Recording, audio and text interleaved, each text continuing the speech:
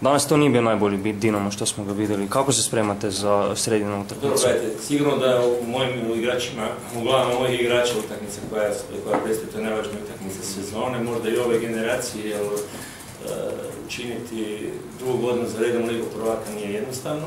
Nama se otvara ta mogućnost, imate sebi jedno vrlo respektabilno momčad kao što je Maribor.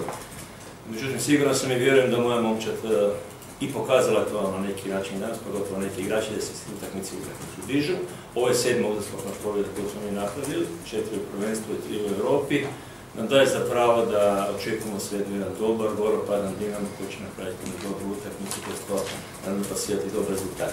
Što se tiče skrivanja, neki igrači nisu igrali, neki su ostali u Zagrebu dodatno raditi iz razloga što između dvije utakmice nemamo mogućnosti za razvojne treninge i onda nastavimo opterećenja kroz utakmice i kroz dodatne treninge za vrijeme utakmice i držati u jednom tonusu. Kako ćete ući u utakmicu u srijedu protiv Maribora? Da, do utakmice imamo još dosta vremena, trebamo vidjeti kako će stanje biti koji igrači, ja imam na dispoziciji jedan zavidan i kvalitet igrača i opet ne znam ko će biti početnih 11, iako ih naravno nazirem.